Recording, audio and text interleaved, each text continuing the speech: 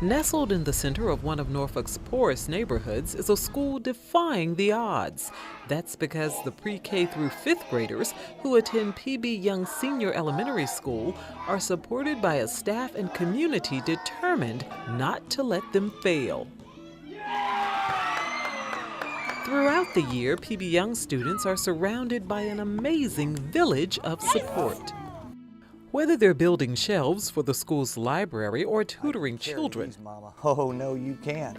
The farmer's cart can do the job. the extra help has worked, and the proof was in the test scores. But there was a problem. Students were facing a challenge that could erase many of the gains made during the year. Summer break.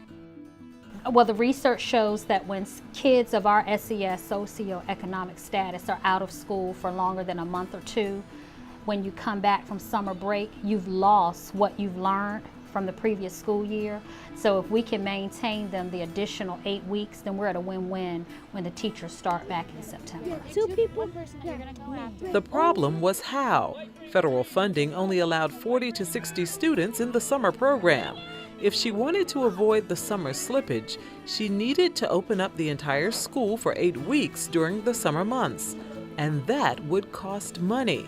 But once again, the community heard Dr. BALTHAZAR's cry for help and came running.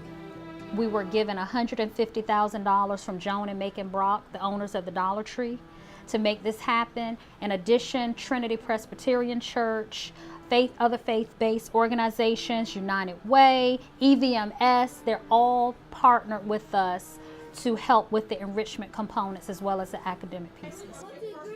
They named the summer enrichment program Young Knights Academy, and it didn't take long before more than 300 of PB Young's nearly 470 students had signed up for the free program.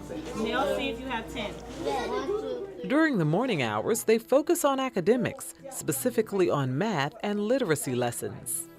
So we're moving away from the traditional way of teaching, and where we don't no longer stand in front of the children and just talk, but we actively engage them in more art activities that go along with our curriculum.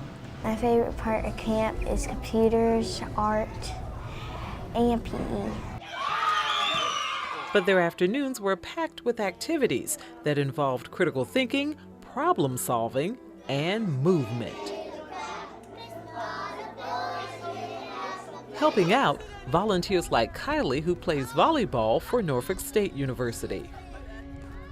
Well, we're all part of the athletic community. We have softball players here, track players, volleyball players, football. She says it's important to give back to the community, and she's noticed a difference in the children since she and the other athletes have been working with them.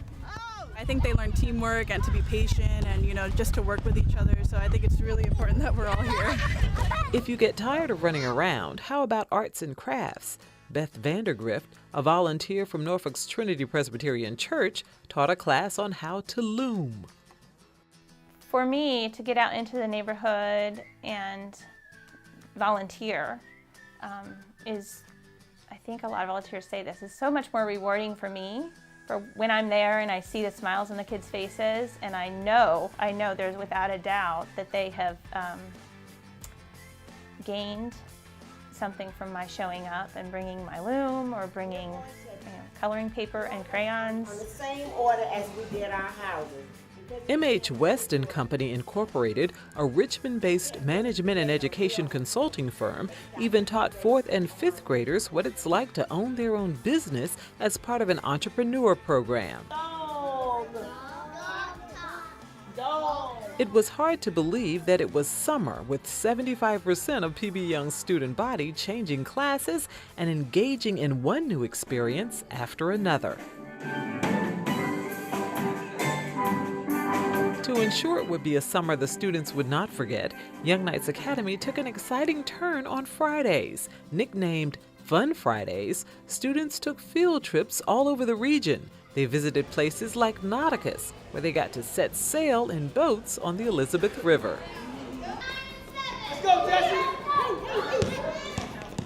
7-year-old Jesse Jefferson says Fun Friday is his favorite part of the program, and one of his favorite outings was a trip to the zoo. we didn't get to see the reptiles, but we saw spider monkeys, we saw elephants, giraffes, we saw tigers, rhinoceros, zebras, hippos, and we saw turtles and tortoises.